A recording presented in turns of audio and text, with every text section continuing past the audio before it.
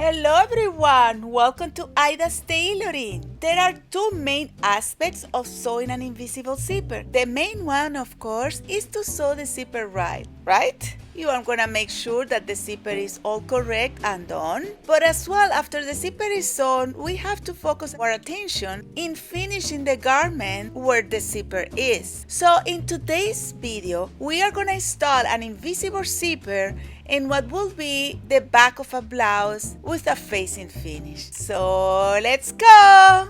So these are the pieces I needed to do this demonstration. I have the back pieces of the blouse, the zipper of course, and I have the facing to finish the blouse at the collar line. And of course I will need a little bit of interfacing, and always when I cut the interfacing I try to cut it just a tiny bit smaller than the facing piece. The interfacing is glue, and now we can interface as well the seam allowance where I'm gonna install my zipper. And of course I'm gonna use a piece of interfacing. This is 1 inch wide, which is usually good as most of the seam allowance for zipper are 3/4.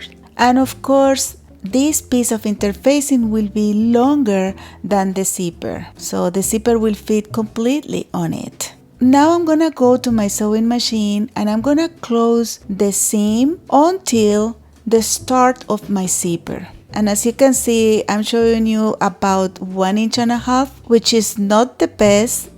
The good tailors will do until 1 inch, and that will be more correct. But I'm a little coward.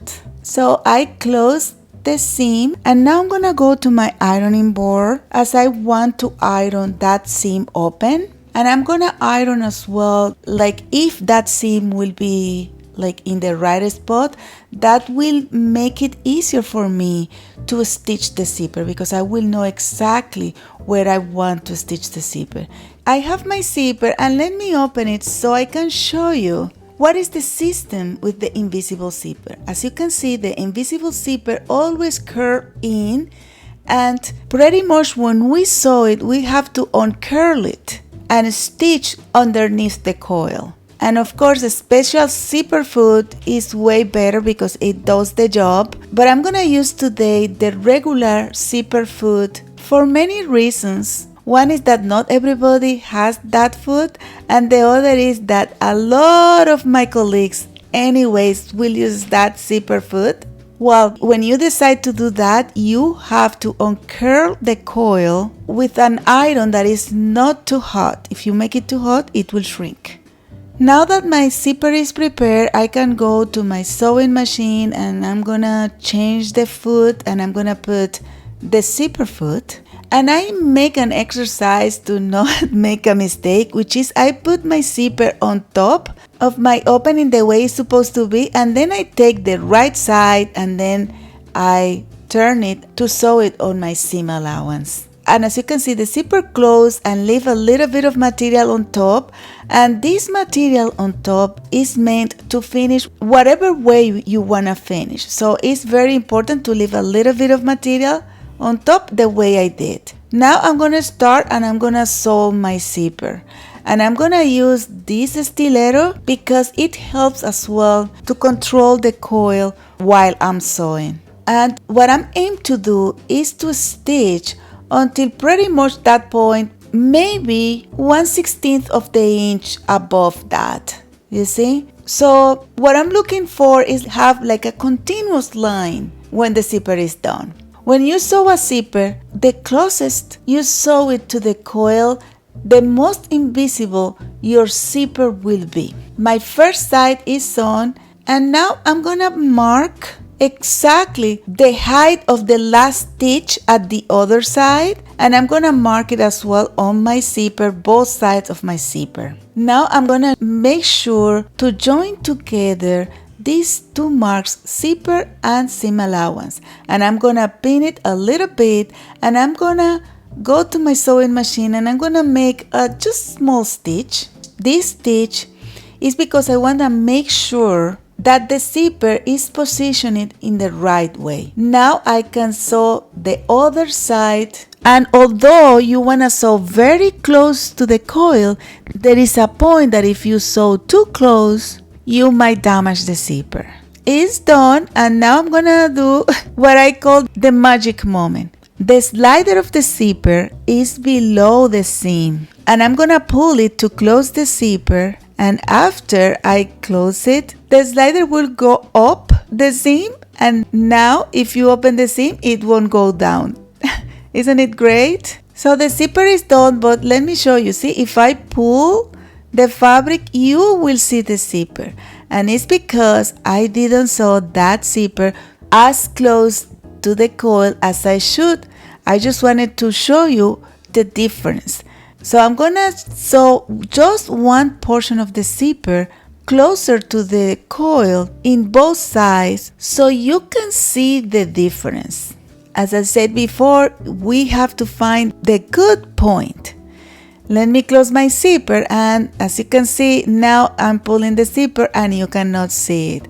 Contrary to the bottom part that the zipper was bigger, you see? Anyways, this zipper is very well done. Now I'm gonna finish the facing part, and I'm gonna start to marking where I can sew both sides so they will be at the same point. And I'm gonna take my facing pieces and I'm gonna put them on top, and I'm gonna stitch them, but leaving about 1 inch or so from the edge.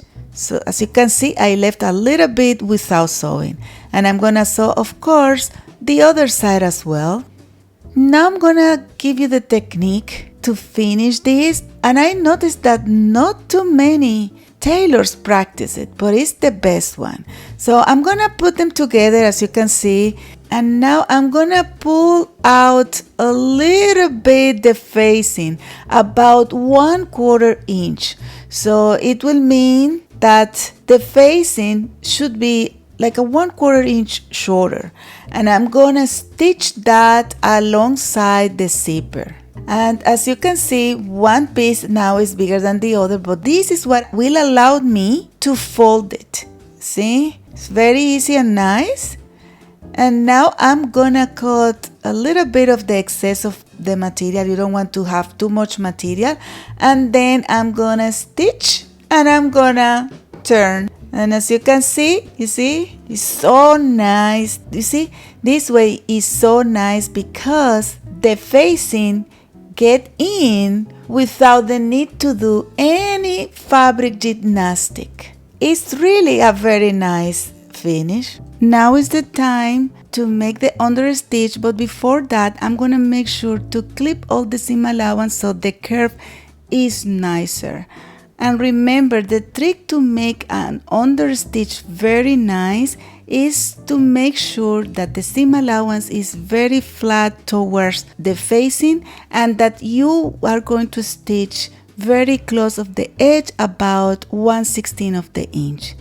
So this is all done, and I'm gonna make now the other side. Remember, push the facing about 1/4 inch before sewing and you will have a spectacular finish. And this is my zipper. As you can see, the top part is very nice inside and out, and the most important is the bottom part, which is a problem for most of my friends. For most of my friends, there is always a little bump, but if you follow the trick I gave you with the lines, you won't have any problem at all doing that. And this is how, more or less, a blouse like that will look in the mannequin. And as I said before, this is probably the best way to finish a zipper when you have a facing or a lining. But anyways, there are a lot of ways to finish an invisible zipper. If you find this video useful or entertaining, please give us a like and don't forget to subscribe, share, comment. Bye!